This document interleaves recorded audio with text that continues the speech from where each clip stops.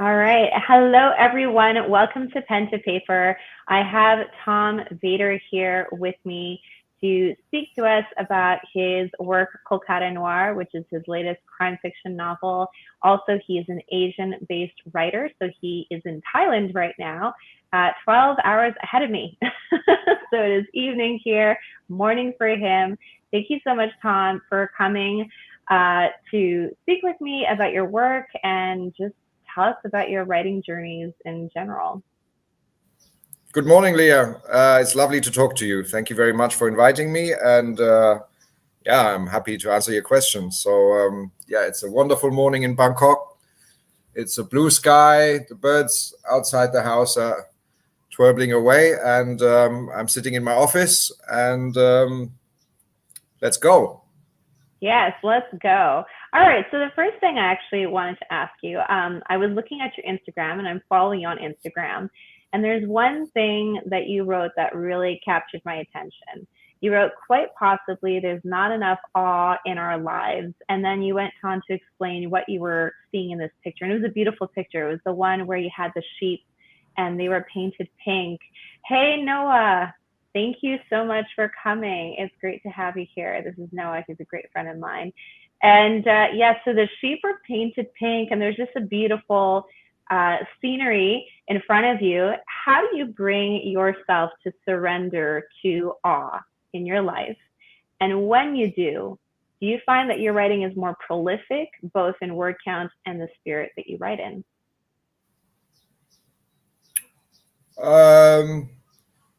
Well, I mean, in that post and in general, I wasn't really connecting awe or the idea of that to writing as such. It was more like a general feeling about how to go through life, really.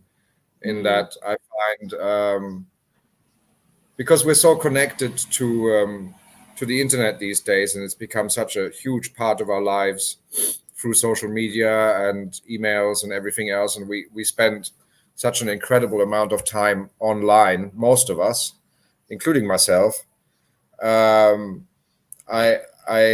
I always find that then when I go back to places where there isn't any internet connection, which I still do quite frequently, there is an element of surprise in non-digital life that I don't get. Maybe it's a generational thing that I don't get in this online existence, and that's what I really meant, to be surprised or blown away by little things that happen to you.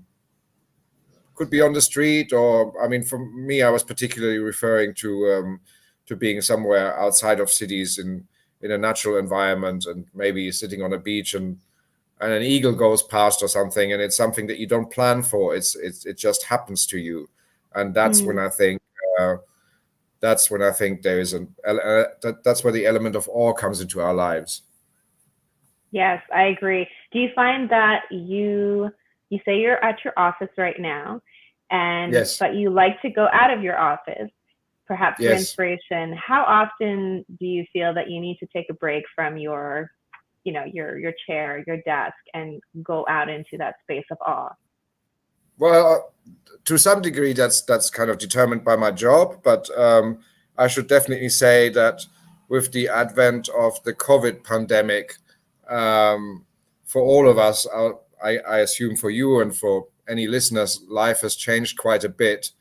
And so, I live in Thailand, but before COVID, I worked not as a travel writer, but as a traveling writer in South and Southeast Asia. And I was on the road 6 or 7 months a year, predominantly working in Thailand, Laos, Cambodia, India, Nepal, and occasionally working in other countries. And so a lot of the time I would be on the road or living somewhere else. And, that's where you get that sense of all the time. And so I'm actually not in my office. I am in my office a lot, but maybe not as much as other people. And I do get out, and I've just been out for a story in the south of Thailand a couple of weeks ago. And at the moment, I'm working on a couple of stories in Bangkok. So that also gets me out into the city and gets me talking to people. So actually, my job is not, it is desk bound, but I'm a writer, of course, but it is also a job where I get to interact with lots and lots of different people and get to ask questions. And in a way, in that sense, every day I work is a bit like school, because you learn something from the people that you talk to, not just about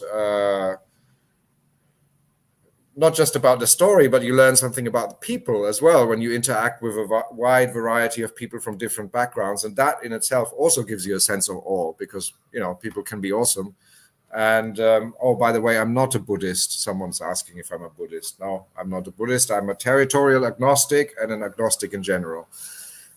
So yeah, that sense of awe comes from getting out there into the world and interacting with it and asking interesting, what I hope are interesting questions, and receiving fascinating answers. And then there's that other process of turning that into something that people want to read. That's got nothing to do with awe. That's the job. Yes. Yeah. But I think there's a magical moment. I like hear what Noah said, authenticity of the moment. There's probably a magical combining of when you've had that awe and to move it into words, perhaps more with your fiction, maybe even with your nonfiction, to get readers to respond in a certain way. Do you find that there's that connection moment? I'd say that there's like a huge difference between writing journalism and reportage. I usually write longer features. I don't do news, and writing fiction. It's a totally different process, and actually I need to keep those quite separate in a way. So when I write fiction, I neglect the journalism sometimes for months, because I find it really, really hard to switch between the two. It's just a very, very different writing complex for which I need a different head. And I found that in the past, for example, I wrote a trilogy of thrillers set in Asia, and about a decade ago. And the first one of those, the Cambodian Book of the Dead, it's, to my mind, it's a great story, but people have told me, oh, there's just too much information in there. And I really took that to heart, in the sense that I think when I wrote that book, it's about Cambodia, and I was really enamored with the country at the time, and I wanted just to cram as much in there as I possibly could. And actually, with fiction, a lot of the time, less is more, and it doesn't need the kind of depth and factual background that a nonfiction piece needs, and it just needs something else. So it's two different writing techniques and two different processes. And I would say, when I write fiction, I guess it's a funny thing. There are moments of awe, I guess, in writing fiction, in the process of sitting there in front of your desk by yourself for months on end and discovering something about your text and yourself. And that definitely doesn't happen when I write feature stories, because that's it's a much more, it's a less, I guess it's a less emotional, equally cerebral, but different process, where you're really just focused. You have a client who wants who's got a style sheet, who wants the story in a certain way with a certain word count, and so you're much more involved in the technical aspects of making a product that I then sell and people will buy. So that's a different process to a project where you sit like for 6 months and try and work out like a story with many levels. And in that process, there are definitely moments of awe, because you know, for example, you write a chapter and you go to bed and you wake up the next morning and you start writing again, and you go, damn, all the characters have moved around during the night. They want to go somewhere else where I don't go, and I have to rein them back in.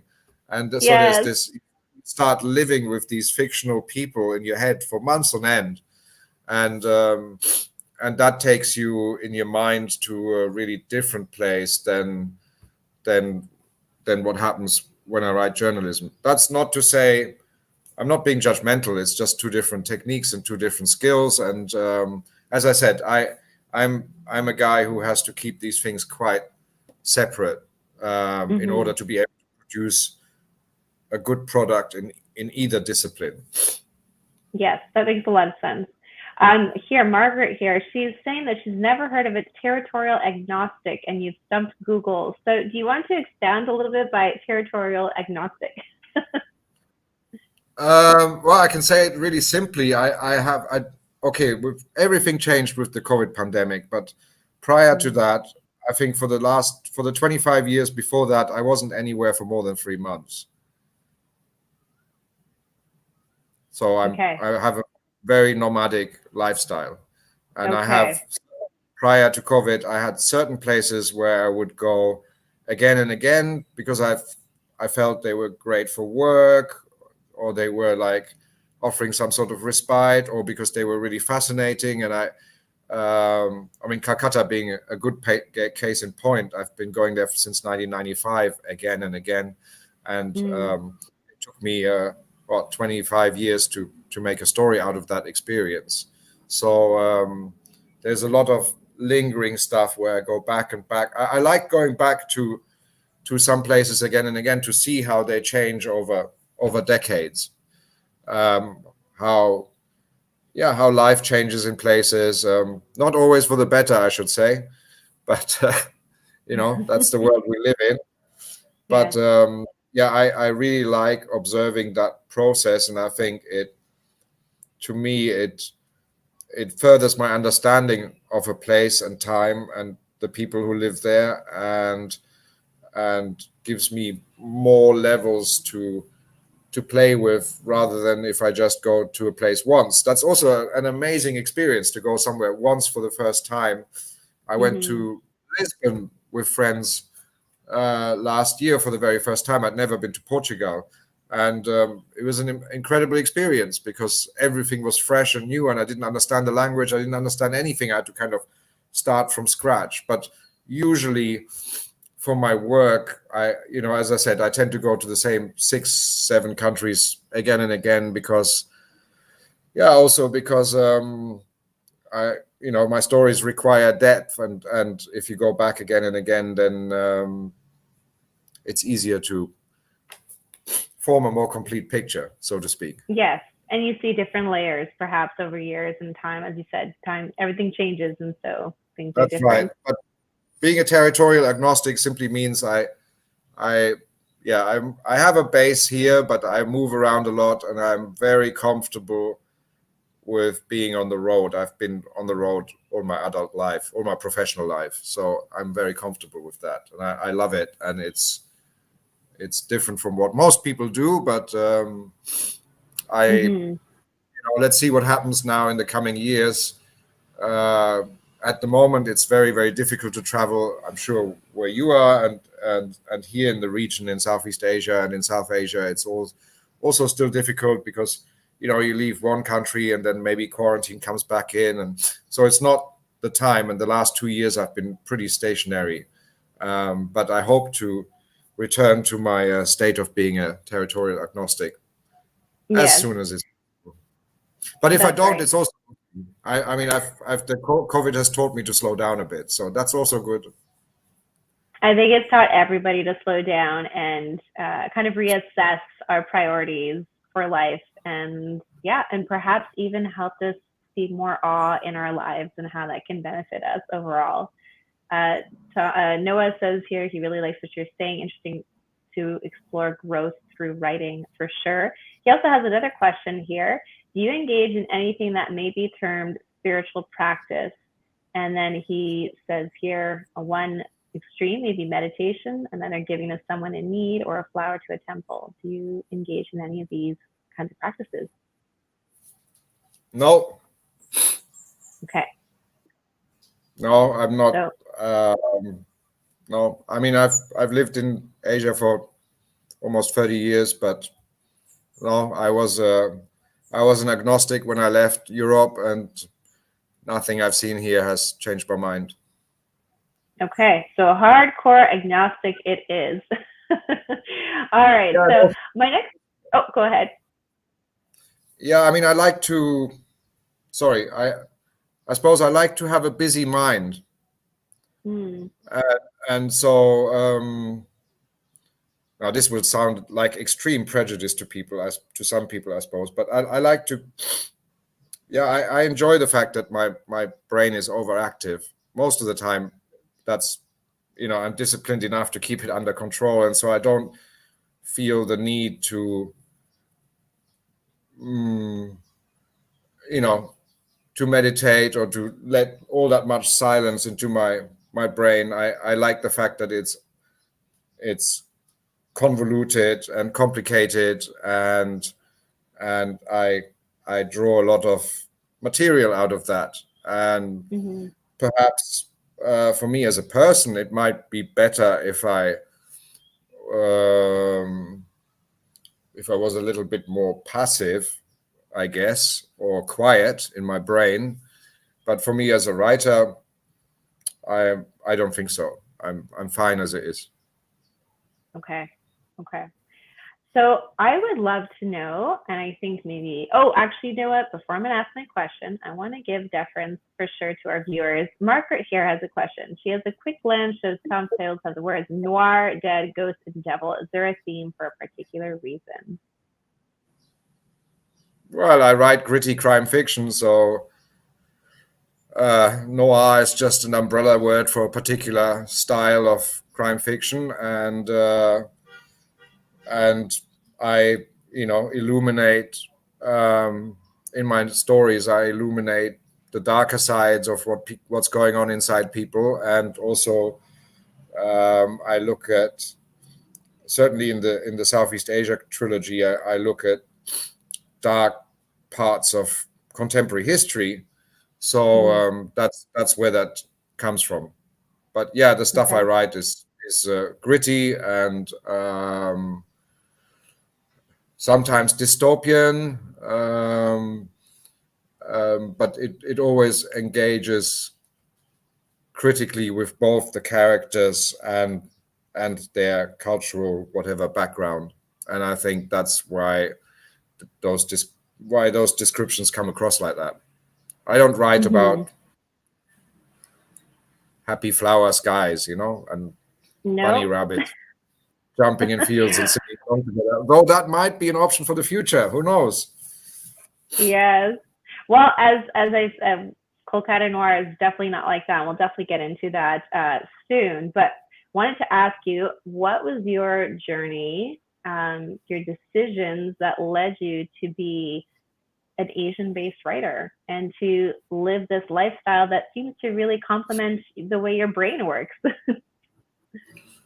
I think for lots of us in life, how things turn out is a combination of a series of circumstances and coincidences and whatever willpower we invest in our destinies, I guess. Yeah.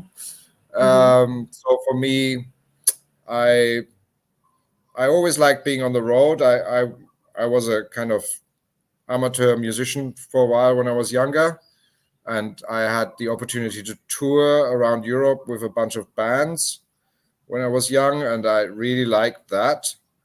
But I definitely wasn't good or focused enough to even contemplate making any kind of living out of that. So, and then when I was in my early 20s, a couple of friends of mine were teaching English in Korea, and they invited me and my then girlfriend to visit them in India. And so I flew to India at the end of 1993 just for a holiday to see my friends.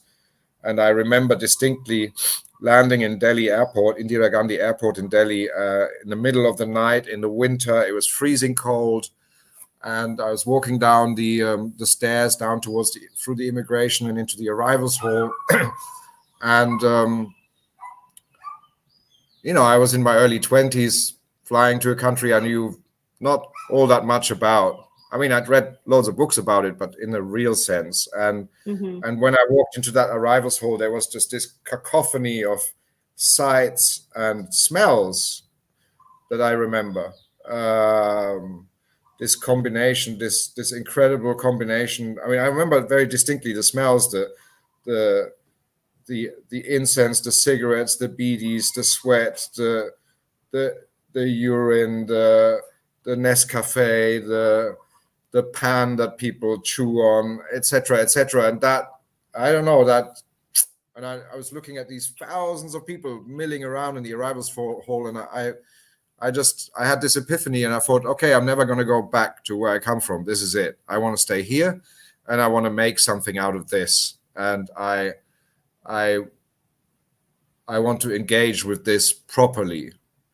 And I did. So I stayed for 6 weeks at that time on that first trip. And then I went back to Europe with my then partner, and we sold everything we owned. And within, I don't know, 5-6 months, we were back in Asia.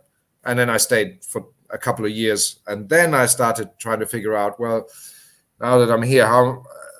At the beginning, I had a grant from the British Library to record indigenous music across South and Southeast Asia. A very, very modest grant, because I came from a music background. So I just went to the British Library after my return to the UK from that first trip and said, I know how to get really rare music. Are you interested? And they were. And so that was my way in for the first long journey. And I recorded music in India and Nepal on that journey. And then by that time, so a couple of years later, I met a couple of cyclists in Kathmandu in Nepal who had cycled from Europe all the way there, and which had taken months or a year, I can't remember. And on the way there, they wrote little stories and then tried to sell them to local newspapers wherever they went, from Turkey into Iran, to Pakistan, and in order to part finance their trips, and in order to leave some sort of record of what they were doing. And local newspapers in the middle of nowhere in South Asia are usually interested when a couple of Western cyclists come through there and have a story to tell. And these two weren't native English speakers at all, and their stories really needed some editing. And they were staying in a guest house next door to me in Kathmandu. So they asked me, can you help us edit our stories to turn them into better English? And I did. And so then they dragged me to, this was in 1996 or something. And, they dragged me to the local newspaper office. And there was no computers there at that time. Everybody was still on electric typewriters. And so I helped these two guys, a girl and a boy, with an electric typewriter, to turn their stories into something that was acceptable to the editor there. And that's how it all started. I was sitting there thinking, because I was already writing for the British Library notes and documentation on the musicians I was recording, and trying to get as much background on them as possible. I thought, okay, this is the way I'm going to be able to stay here and not have to go back to Europe and work in order to earn money to come back here. And that's pretty much. I mean, I was young and enthusiastic and optimistic, and I whatever walls were in front of me at the time, I just didn't think they were high enough. I climb across, and this is what I'm going to do. And in those first years, I was incredibly determined, and I wrote a lot of nonfiction and a lot of fiction at the same time. I wrote my first novel, The Devil's Road to Kathmandu, which touches on those first experiences in the Himalayas. And at the same time, I first started working actually my first gig was, I was sitting in this newspaper office in Kathmandu with these two guys, the two cyclists, and after they handed in their story, the editor gave them like 800 rupees for their story. And I said to the editor, so if I give you a story next week, you're going to give me some money? And he went, yes.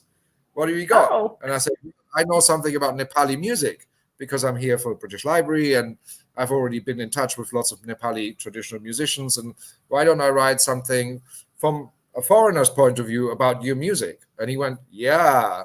So a month later, I came back with a story and a bunch of not very good photos, all on film in those days. And and he gave me the weekend supplement. And I was like, yeah, this is it. I was just sitting there, and I was so, when I saw that, to have that thing in my hand, in the Rising Nepal, that's what the newspaper was called. It was actually the government newspaper in Nepal. Oh, wow. So that's where I ended up because of those two cyclists. And they ran this massive story. And then I went, okay, I did 3-4 more stories for them. And then I went to India and did a few stories for the Times of India and Hindustan Times, all about, in those early days, mostly kind of reflections on other people like me, travelers or tourists, or because that's what those local papers wanted, to have something like that in the local context. And yeah, it just went from there. As I said, I threw everything at it, and thought, I'm going to be the next Hemingway. That's it. Guys, I've got an exotic lifestyle now. I'm going to write like a devil, and that's what's going to happen. Then something else happened, but still, it kind of happened. So, Yeah. Well, you caught the fire and you're still burning, right? I mean, you're still living that lifestyle. That's amazing. Margaret here, she says you remind her of a Russian expat writer friend who lives here, and she's wondering if you plunged into learning local languages over the 30 years. Embarrassingly, nope. I speak English, German, French, and I speak not very good Thai.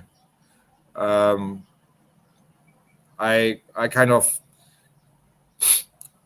I was born in Germany, and I had a sort of, thanks to my parents and the way I grew up, I had a very Anglophile upbringing. So I grew up in an area where there was a lot of American soldiers based, 93,000 or something near my hometown. So from a teenage time, I had contact with U.S. military or their children. And so by the time I was 14, 15, my English was fluent. When I was a teenager, I spoke with a strong American accent. And then I went to England when I was 18 and lost that. But I really liked the English language. And there was some very strong connection.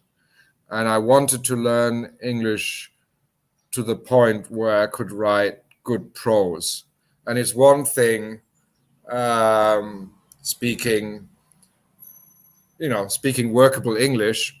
Everybody does, a lot of people do around here, but it's quite another thing being able to function in a literary way. And so that took a while. And my idol when I was a kid, or when I was a teenager reading, was Joseph Conrad, who was Polish and who first started writing in French and then didn't take to it and changed to writing in English. So this guy, he changed language twice, and and apparently he never spoke English very well. So that for me, when I was a kid and I was reading The Heart of Darkness and Nostromo and Under Western Eyes and a bunch of other of his novels, Lord Jim had a huge impact on me. I was really interested in the way that man was using, he was writing in the 19th century, early 20th century, but he was already stretching. And that's what I so like about English, is that you can stretch this language like a piece of chewing gum and it'll just snap back, and you can do all sorts of things. And German is a beautiful language too, but it's much more organized and no irregular verbs there. So and etc. And in English seems to be a little bit more playful, and I just really took to that. And I think, it's not my first language, but I try to make a real effort to get really good at it. And I think that's why I then, once I'd achieved a level where I could write, I've been writing for some international media for years, and they haven't got a clue where I come from. I'm you can't tell from my writing. So that's what I really wanted. And as a consequence, I think once I got the English right, and I speak reasonable French, beyond that, I just didn't make too much of an effort, much to my shame. But also the thing is, working in Asia, apart from Chinese, English is the lingua franca around here and the working language, and especially in India and Nepal or Pakistan or Sri Lanka, most people speak some English. Certainly middle-class people do, and even a lot of working class people also have picked up English. So that's the way to communicate. And I get by in a lot of places without hiring a translator as a consequence. So that's how I got to the language, and that's why I didn't learn 5 other languages on top of that. Mm-hmm. Well, I mean, you're already pretty prolific in languages. You had no 3, so that's pretty good.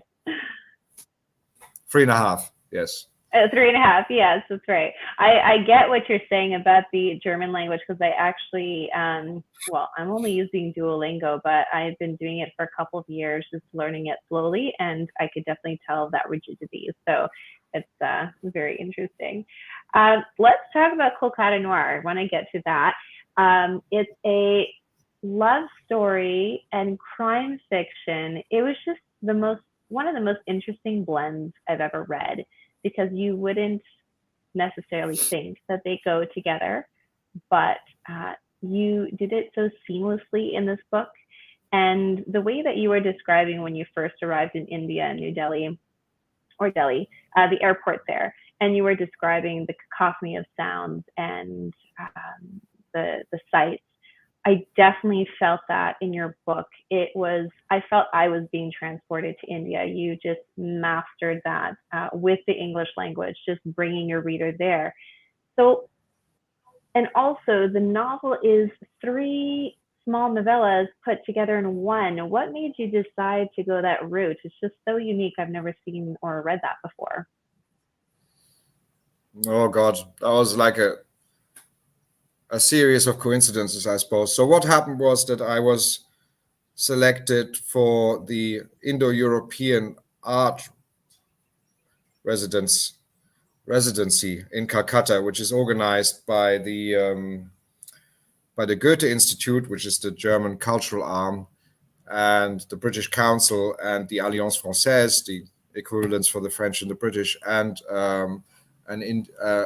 Calcutta Gallery. So every year they invite 4 artists from 4 countries, an Indian, a French, a German, and a British, to live for 10 weeks in a house together. And they're all artists, and they're all asked to produce something in that time. And so I got that, and I went to Calcutta in October 2019 and stayed there until December in a beautiful old house in the south of the city with a French illustrator, a British theater director, an Indian graphic artist, and we lived in this house together, and we all worked like maniacs. I think I never slept. I was just in this city all night, every night, till like 4 a.m, talking to people and hanging out and trying to get as far off any kind of beaten track as I possibly could without getting myself killed.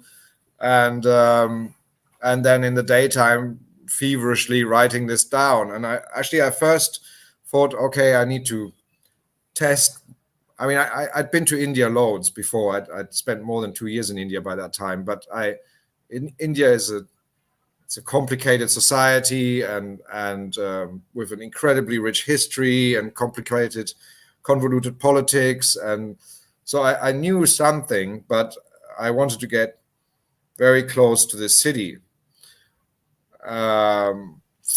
So the reason why I was selected was because there is a fictional character who's really famous in Calcutta called Feluda. He's a fictional detective and he's as famous in Calcutta as Sherlock Holmes is in the West. Everybody knows Wow. him. So I suggested when I applied for this, that I would kind of write an homage to this detective. And I didn't want to touch those stories. They're written in the 60s. They're very particular. Some of them are for children. So I just wanted to really use that idea. And so I made, that's how I got to Madhurima. The main character in my stories is a Bengali police lady. And she is the fictional niece of this fictional detective. So I took that from Calcutta, and I wanted to write a modern story, and I'd never really written a love story in a long form, so I thought, this is an opportunity. And then, of course, having spent a lot of time in India, I know that for my male character Becca, who's from the UK, for a white character from the UK to fall in love with a with an Indian cop is really a long shot. It's a long shot, I can tell you. And so I thought, well, that's kind of then that makes it an impossible love, but still a love. Yeah. So I sort of slowly got to this, and then it was just the nature of this residency. I thought, okay, I've only got 10 weeks. I can't write a full-length novel of 80,000 words. It's not, for me, not physically possible. So I'm going to have to approach this in a different way. And the first time I was in Calcutta was in 1995, I think. So I'd been there a few times, and that gave me then the idea, okay, I'll write one story when they're young and they meet and it's in the past, and then a story when they're middle-aged, they meet again and it's in the present. And then once I got there, I thought, I read something about Calcutta lies very low. It's in a river delta, and it's not far from the ocean, from the Bay of Bengal. And then I read about rising sea levels and what was likely to happen there in 20, 30 years. Like many other cities like London or like Miami or, you name it around the globe, there will be some cities that will be partially submerged, just like some Pacific islands are already becoming partially submerged. And so that then gave me the idea, okay, the last story I said 20 years from hence. And the whole thing that's going to connect this, so there's three stories about the city, one set in 99, one set in 2019, which was the present time at the time, and one set in 2039 in the future. And I thought to link this is this impossible relationship of two people who develop a sense of affection for each other over this long period of time, despite the fact that they hardly see each other. And I thought that's quite realistic, because when we, as we get older and we think about all the relationships that we've had in life, I don't know for everybody, but for me, perhaps I think, there's people I met in the past, not necessarily female, but anybody, and you have a kind of transient, intense relationship with them because you're working with them or because you're somewhere on the road with them or they're your colleague or something, and then something changes and it separates, and perhaps you never meet again. I mean, that happens to everybody. And then maybe 20 years later, for some reason, something stayed with you of that person, even though, I mean, this is all different now because we're connected on the internet and we never really need to lose contact with anybody anymore if we don't want to. And it's just amazing who comes back out of the cupboard behind you after years and years and years. But in before internet, that's when I was young, that's how it was. You'd meet people and you never see them again. You lose contact. And I vividly think of some people that I have no idea where they are now. I don't know if they're still alive or not, but they gave me something. Maybe they gave me a story, or they gave me friendship, or some short-term, limited time, transient relationship. But a part of that always stayed with me. and that's what really fed into that love story. Yeah, plus the fact, as I said, that for that to happen in real life is it could, but It could. it's a long shot, and that's how I wanted to portray it in the story as well. Yes, you definitely did. And I have to say, I loved the ending. It kind of has that like open ending, surprise ending. Obviously, do you have an intention for how you want to interpret your ending? Or are you just kind of like, I want it hands off, I'm going to let the reader do what they want to do with the ending? I wanted to leave it open in some ways. Okay. There should always be hope, Yes, very true. No, But, it was a great novel for sure. some readers have complained that the relationship never really got consummated, but I felt that the fact that didn't happen, that they never really got together. I don't even mean in a physical sense, but even in any sense. I thought that lent a certain tension to the story, and because I guess we're rooting for them, right? We want them to be together, but it's an almost impossible situation. But then they get another chance and yet another chance, and you see what we live imperfect lives, and the decisions we make at any given time, in retrospect, in hindsight, always look different. And because my story takes place in this strange way over a 60-year period, I think by the last story, the hopes and regrets that people have in relationships come up quite well, even though these two people are not together.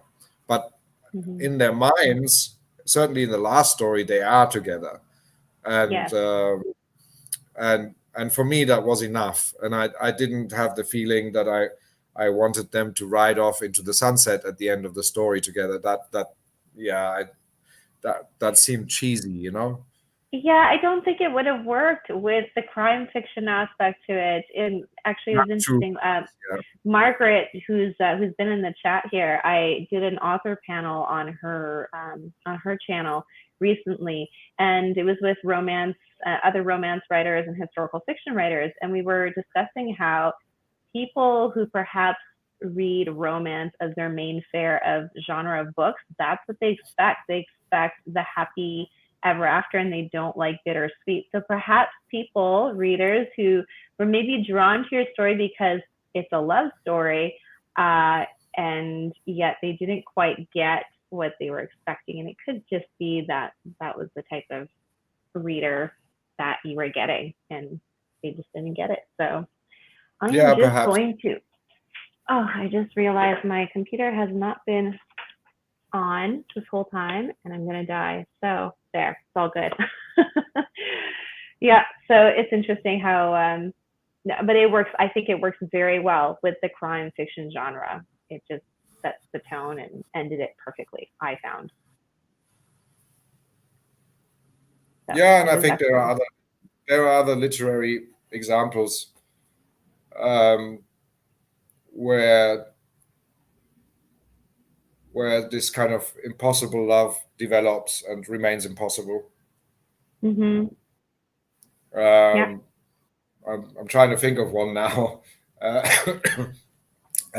There's a crazy novel about Thailand called Platform by Michel Houellebecq, who is like a notorious French literary writer who likes to be a little bit scandalous. And that book came out 10, 15 years ago, is about, I think, as I remember, it's a long time ago now that I read it, but it's about a couple a Western couple who invest in the Thai sex industry, and they organize these charter planes for men to come to Thailand and have their crazy holidays here and at a resort. And eventually the resort is attacked by Muslim terrorists and everyone's killed. And so the story is quite sleazy, but the relationship between the two, despite the sleaziness is very warm and affectionate. And so when the woman is killed, despite the fact that the guy is quite sleazy, everything ends for him. That's it. And he basically crawls off somewhere to die.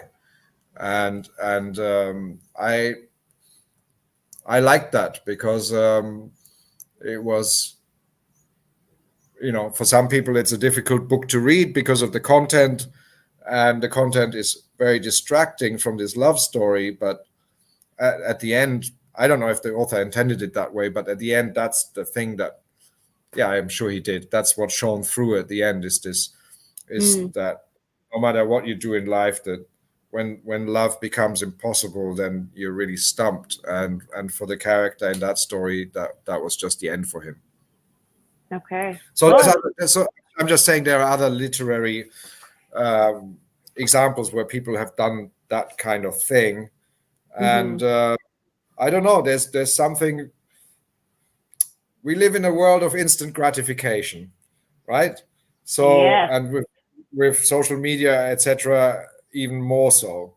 And so I was quite fascinated by something that was precious but could not be gratified. And yet it still doesn't hinder or lessen the preciousness of it. No. And at the same time, of course, I was keen to tell a good story about this city, or rather 3 good stories about the city. So yes.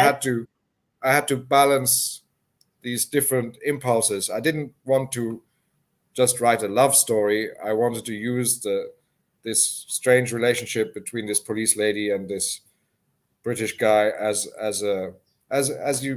said, as a framework in order to explain this beautiful city, because Calcutta is an amazing place. I recommend everybody should go there once in life. And it's very safe. It's very beautiful. It's very gritty. It's the only big city in India where you can really walk without facing too many challenges. And in the late 19th century, early 20th century, it was the second most economically powerful city in the world after London. And so the British built this enormous colonial enterprise there.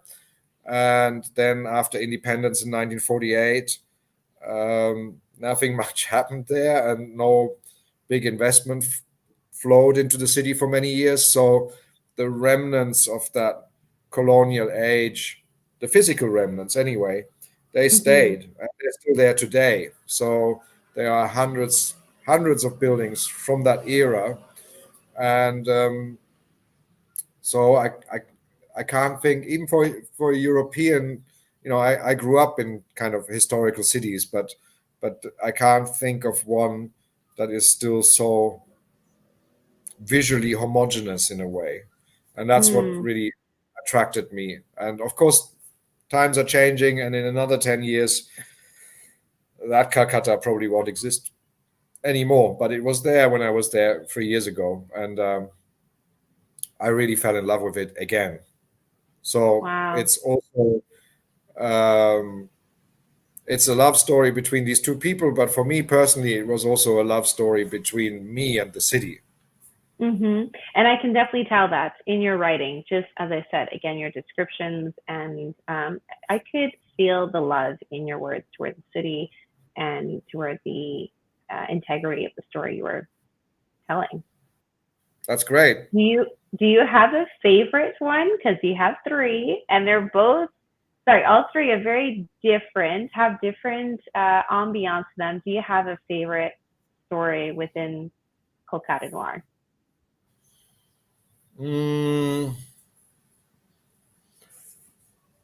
I guess I enjoyed writing all 3 of them, and I had quite a methodical approach to this, because I used because I started off writing this as an homage to this fictional detective called Feluda.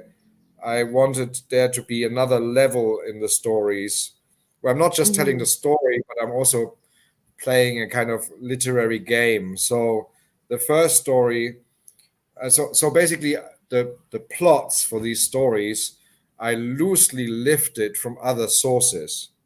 I acknowledge this in at the end of the book, so I did this on purpose. So the first story is a classic whodunit, which is partly based on an old French 1950s or 60s noir film called Les Diaboliques, about a wife and a mistress who tricked the conniving husband. The second story was I lifted the plot from one of the Feluda stories. And the third story, the one that takes place in a dystopian, partially flooded Calcutta in 2039, is actually lifted partially from Casablanca, an American movie. So, so I wanted, as I said, I wanted to build another kind of, how to say that, a pop cultural level into these stories. And Yes. some readers probably got it, but the stories function perfectly well without knowing that for the reader. But I felt that this would give it another kind of dimension, and so that whole conundrum at the end, where Becker returns to Calcutta for one last time at the age of 65 in order to spring the love of his life from the vagaries of climate change. When he gets there, he actually finds out that she's trying to spring her husband, and and at the end he's only got 2 tickets out. So at the end he has to make a decision. And so, guys, rewatch Casablanca after you read my book. Yes, I actually have never seen Casablanca, so I guess I have to now. No. You should, Leah, go today and watch it. It's such a great movie. It's yeah, talk about unfulfilled love stories. This is the absolute pinnacle classic of it, you know. Ingrid Bergman and Humphrey Bogart. It's an amazing film. It's trashy as hell. It's a B movie. It was made as a propaganda vehicle in the Second World War. The Germans in it really look like the way the Germans were at the time. And Bogart is this kind of cynical, jaded, washed up nightclub owner who, by total coincidence, meets a woman he loved in a transient way decades before again, and she needs his help with her husband. So same conundrum. So I lifted that, and I've always liked Casablanca a great deal. I think it's a wonderful movie.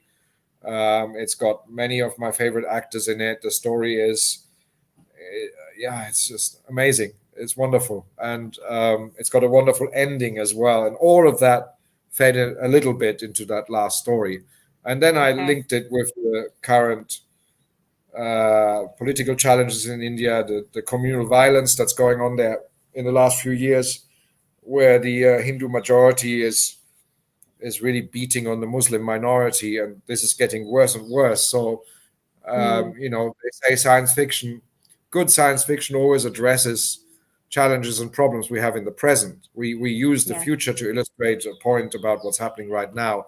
And I guess I was completely following that path, where I wanted to comment on the really tragic loss of the secular character of India that is occurring right now. And I put that into this futuristic story where it's basically a fait accompli. It's already happened, you know? Yes. Wow. Well, yeah, everybody, check out the description below. I have Tom's book, Kolkata Noir. You can check that out, his Amazon there. And I have all his links where you can go connect with him as well. So we are definitely getting toward the hour mark. And I know that for people in the Eastern time zone where I am, it's getting late. So we're going to end here. But thank you so much, Tom, for coming on and just sharing you've enriched my life in this past hour with all your stories and your very full life, and you've just kind of awakened new dreams in me to go see all these places that you've seen, and reminding us that we need to definitely take less time on our phones and social media and just enjoy life for what it is in the present moment. So thank you for doing all that. It's been very great. Wonderful, Leah. It's been a real pleasure talking to you. Thank you so much for inviting me on the show. And I hope that your listeners got something out of it. And everybody go to Kolkata and watch Casablanca. In fact, watch Casablanca today, and tomorrow buy a ticket to go to Calcutta. Oh, there you go. Oh, you get the visa online. It's easy these days. Well, I guess after COVID. Well, and, you know what? I'm gonna watch it tonight, the Casablanca. Right after this, I'm going inside my house and I'm gonna watch it. And yes, I've been wanting to go to India. I'd say most of my life. So I'm just looking forward to when everything is all done and lifted, and we can freely travel once again. I would love to go. It's definitely on my bucket list. No, definitely not. Well, thank you so much, Tom. Have a great day. And everyone, again, check out his links down below in the description. Also, thank you for joining us and all the questions that you put out to Tom. And yeah, thank you so much for joining us, especially Margaret and Sandy. Yes. Thank you. Awesome. Yes. All right. So goodbye, everybody. Have a beautiful day.